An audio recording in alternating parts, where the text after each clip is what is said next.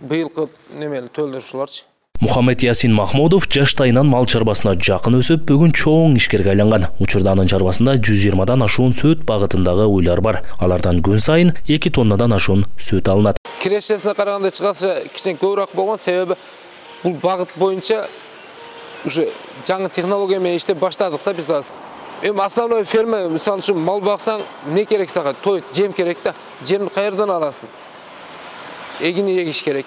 Эгинге мамлекет жерден жардам берип атат да. Бул өтө чоң шанс да бул. Сүт өндүрүүнүн артында көптөгөн мээнет жатат. Уйларга өз убагында жем чөбүн берип, алдын тазалап, ар кандай жугуштуу оорулардан этияттап караш керек. Эгер кармалган малга оору жабышса, сүтүн пайдалануу кооптуу болуп калат дейт ишкер. Основной Германиядан келген, Европадан келген малдар, галстин парондасында ана сементал бар. Неме бар, ана швед пародасында бар, алар уже башка өлкөдөн келген, Швециядан келген алар. Эми багышыбыз основной силос менен багабыз. Силос, будай. Сүт багытындагы уйлардын салмагын туруктуу сактоо үчүн тоюттун түрү берилет. Ага кошо ар кандай кошулмалар менен витаминдүү жем же аталы аралаштырылып турат. Ал уйлар үчүн азык болот.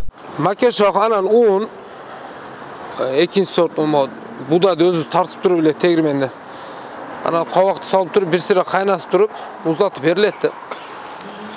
Уйлар бул жакта? Уйлар мына жакта эми. Бир сыра кайнатып пиширип, анан беребиз. Мындай ишкерлерди айрыкча мындай айыл жерлерде көбөйтүш керек өзү. Буларга кандай шарт болсо түзүп бергени өкмөт даяр. Себеби мындай ишкерлердин аркасынан көп үй бүлө тиричилик кылат. Бала бакырын бакат да, айлык майын алат.